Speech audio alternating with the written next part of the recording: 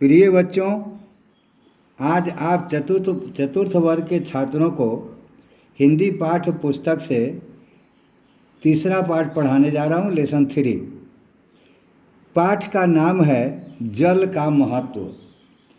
आप सभी जानते हैं कि जल के बिना, अगर एक कहा जाता है कि जल जो न होता तो जग जाता जल, कि संसार अगर चल रहा है या संसार को चलाने के लिए जल की महत्वपूर्ण आवश्यकता है।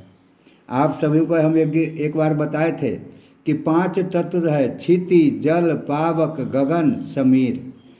तो जिसमें जल एक ऐसा तत्व है जिसके बगैर मनुष्य का निर्माण, मनुष्य का निर्वहन, मनुष्य का जीवन संभव नहीं है।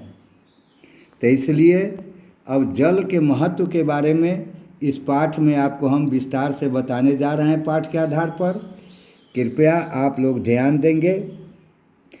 सम्यक ढंग से, या अर्थात समय के अनुसार रक्षा संरक्षण का निहितार्थ है कि अगर अपने हित को साधना चाहते हैं तो उस वस्तु की रक्षा करना अनिवार्य है जो हमारे जीवन के लिए आवश्यक है। प्रकृति ने अमूल्य वस्तुएं उन्मुक्त को जीवन में उपयोग के लिए दी है। उनका सम्यक ढंग से उपयोग नहीं किया जाने पर समाप्त हो जाएंगे। अपनी अमूल्यता के कारण ही जल का संरक्षण जरूरी है या संरक्षणीय है। इसका अनिवार्य है कि जल का संरक्षण हम करें। कैसे करें, इस पर ज़रा विशेष ध्यान दिया गया है इस पाठ में। आप ज़रा ध्यान से सुनेंगे, देखेंगे, इसको पढ़ेंगे और अपने कॉपी में राइटिंग के रूप में इसे लिखेंगे और ज़रूर लिखेंगे। रोहित, मोहित और मीरा, ये 3 विद्यार्थी हैं जो अपने शिक्षिका से वर्ग में पढ़ रहे हैं और इन तीनों से शिक्षिका कुछ प्रश्न करती हैं और प्रश्न का जवाब भी देती हैं। तो रोहित, मोहित और मीरा ने पानी तो पिया परंतु नल खुला छोड़ दिया। आप बच्चे भी, बहुत बच्चों को हम देखते हैं कि अपने विद्यालय में भी नल खोल देंगे, पानी पी लेंगे और नल को खुला ही छोड़ देते हैं। पखाना में जाते हैं, वहाँ भी नल को खुला छोड़ देते हैं। तो बच्चों, ये खुला छोड़ना बहुत ही हमारे जीवन के लिए हानिकारक है। जल का दुरुपयोग है। जल इससे सुरक्षित नहीं रह सकता है और जब जल सुरक्षित नहीं होगा, जल नहीं होगा, तो फिर हम लोग का जीवन जलकर नष्ट हो जाएगा। जब हिंदी की शिक्षिका शिक्षकों के कमरे से निकली तो उन्होंने देखा कि कुछ नलों से पानी टपक रहा है। उन्हें यह समझते देर न लगी कि भोजन करने के बाद बच्चों ने नलों को ठीक ढंग से बंद नहीं किया होगा। वे नलों को ठीक से बंद करने के बाद ही कक्षा में आईं। जब शिक्षिका महोदय ने जब अपने स्टाफ रूम, शिक्षक कक्ष से जब बाहर निकली तो उन्होंने देखा कि नल खुला हुआ है, उससे पानी टपक रहा है। तो उन्हें समझते देर न लगी कि बच्चे लंच में अपना लंच लिए हैं और नल का उपयोग करने के बाद उसे खुला ही छोड़ दिए हैं। उससे गई और उस नल को ठीक करने के बाद, अर्थात बंद करने के बाद, फिर से वह क्लास में, वर्ग में, कक्षा में आ गई। सभी बच्चों ने खड़े होकर उन्हें प्रणाम किया। उन्होंने सभी को बैठने का इशारा संकेत करते हुए कहा, आज मैं तुमको जल के महत्व के बारे में पढ़ाऊंगी। जब तुम्हें गर्मी के दिनों में बहुत प्यास लगती है तब तुम क्या करते हो? फ्रिज से ठंडे पानी की बोतलें ही निकालते हो ना?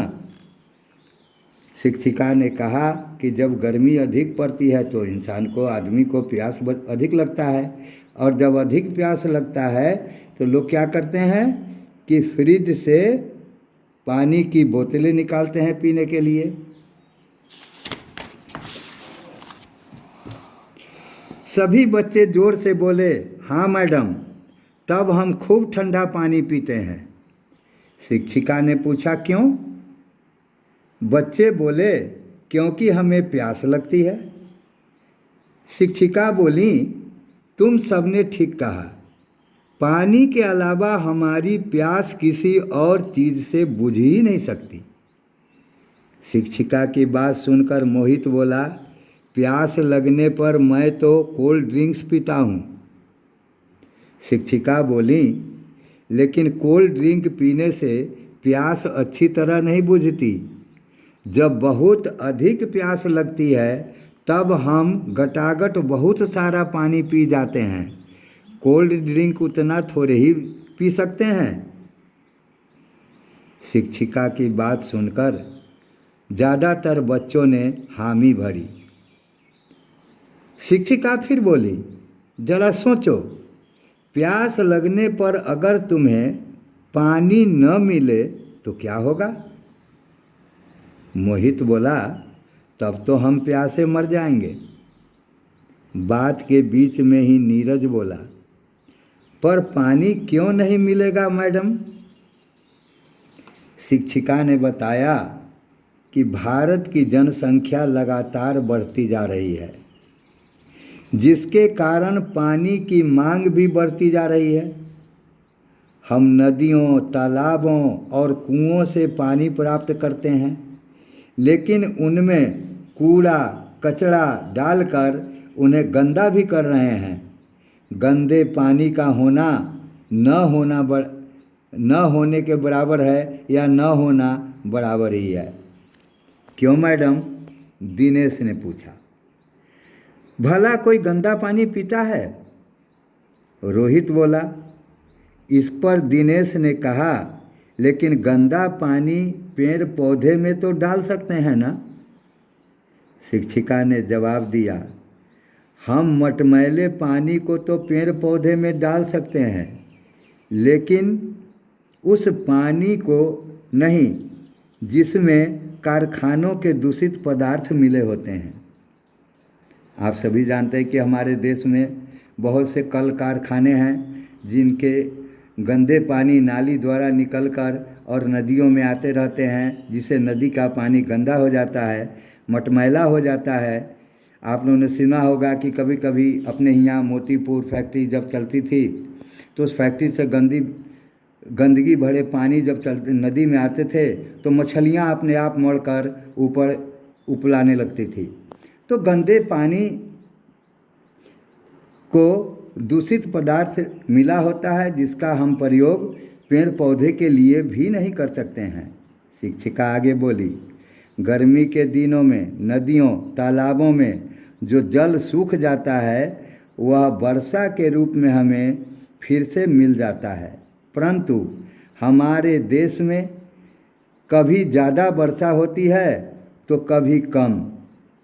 सब जगह एक समान वर्षा न होने के कारण कहीं सूखा पड़ता है तो कहीं बाढ़ आती है। बाढ़ में वर्षा का अधिकांश जल बह जाता है और जान माल का भी खतरा रहता है। सूखा पड़ने पर लोग बूंद बूंद को तरस जाते हैं। नहाना धोना तो दूर, पीने के लिए भी पानी नहीं मिलता है। मीलों पैदल चलकर लोगों को पानी लाना पड़ता है, लेकिन हमारे शहर में जहाँ पर्याप्त पानी है वहाँ लोग पानी खूब बर्बाद करते हैं। अभी अभी मैंने खुले नलों को बंद किया है। कक्षा में एकदम सन्नाटा था। बच्चे अध्यापिका की बातें सुन रहे थे। वे फिर बोली कि अब तो तुम समझ ही गए होगे कि जल कितना मूल्यवान है। ऐसे बहुमूल्य जल को नष्ट करने का अधिकार किसी को नहीं है। अब तुम सब बताओ कि जल को बचाने के लिए क्या कर सकते हो? आकृति बोली, ज़रूरत पूरी हो जाने के बाद नल हमेशा बंद रखेंगे। इसके अलावा शिक्षिका ने पूछा। पानी का उतना ही प्रयोग करेंगे जितनी ज़रूरत हो, नेहा बोली। बहुत अच्छा, कुछ और बातों का ध्यान रखो। जब भी ब्रश करो नल को मत खोलो, इससे बहुत पानी बचता है। नहाते समय शावर का फव्वारा खोलकर मत नहाओ। बाल्टी और मग का प्रयोग करो, इससे पानी कम खर्च होता है। फर्श को धोने के बजाय पोंछा मार कर ही साफ कर लो, इससे बहुत पानी बचता है। फल सब्जी धोने के बाद पानी को पेड़ पौधे में डाल दो, इससे पानी बेकार नहीं होगा और पेड़ पौधों को भी लाभ पहुँचेगा। इसी प्रकार कपड़े धोते, बर्तन साफ करते समय और कार, स्कूटर आदि धोते समय अगर थोड़ी सी सावधानी बरती जाए तो बहुत सारा जल बचाया जा सकता है। आओ हम अभी से पानी बचाने का संकल्प लें। तो बच्चों, आपने पानी के महत्व को समझा। आप लोगों ने भी देखा कि पानी हमें कहाँ कहाँ से प्राप्त होता है, पानी किस प्रकार दूषित होता है और पानी का बचाव हम कैसे कैसे कर सकते हैं। तो इन तमाम बातों को ध्यान में रखते हुए इस पाठ को फिर से आप पढ़ेंगे और इस पाठ को अपने राइटिंग के कॉपी में पूरी की पूरी लिखने का प्रयत्न करेंगे, लिखेंगे। और लिखने के बाद इधर आप लोगों को अभ्यास दिया गया है, पाठ बोध दिया गया है, जिसमें मौखिक प्रश्न भी हैं और लिखित प्रश्न भी हैं। खाली जगहों को भरना है। व्याकरण से पर्यायवाची शब्द है, उसके बाद में शब्दों का प्रयोग करके वाक्य बनाना है। उसके बाद विशेषण और विशेष शब्दों को अलग अलग करना है। और अंतिम प्रश्न है कि निम्नलिखित शब्दों को प्रत्यय अलग करें कि अधिकता में कौन सा प्रत्यय लगा हुआ है। सभी शब्दों में प्रत्यय को अलग करना है। तो जल चक्र को चार्ट द्वारा कक्षा में प्रदर्शित करो। जल चक्र के बारे में माने वाटर साइकिल के बारे में आप लोग को सर जी ईवीएस में पढ़ाए होंगे कि जल कैसे कैसे होता है कि नदी ना बरसात के दिन में सभी जगह पानी ही पानी होता है। यस, हमारे देश में 3 महासागर हैं जिनमें सालों भर पानी भरे रहते हैं। सूर्य के गर्मी पाकर वाष्प बनते हैं, वाष्प से फिर ठंडा होकर बादल बनता है, बादल से फिर वर्षा होती है। फिर इस प्रकार से वो चक्र बना हुआ होता है जो पानी की आपूर्ति लगातार हमारे लिए होता रहता है या प्रकृति हमारे लिए करती रहती है। वर्षा के जल का उपयोग हम किन किन प्रकार से कर सकते हैं, इस विषय पर संक्षिप्त लेख लिखो। अगर तुम लोग के नज़र में कोई ऐसा उपाय दिखाई दे कि वर्षा के जल को बचाया जा सकता है तो कोशिश करके देखो, उन पर लिखो कि तुम वर्षा के जल को कैसे संरक्षित रख सकते हो, बचा सकते हो।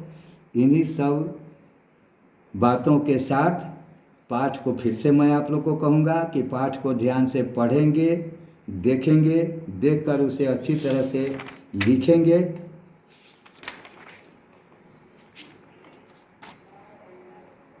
और लिखकर प्रश्नों को हल करने का प्रयत्न करेंगे, जहाँ तक संभव हो करेंगे। फिर नहीं होने पर आगे हम लोग इसका विकल्प जो है अर्थात इसका जो अभ्यास उत्तरित अंक होगा वो मैं आप लोगों को फिर बाद में भेजूंगा। आप लोग उससे अपना मिलान करेंगे, उसको देखकर लिखेंगे।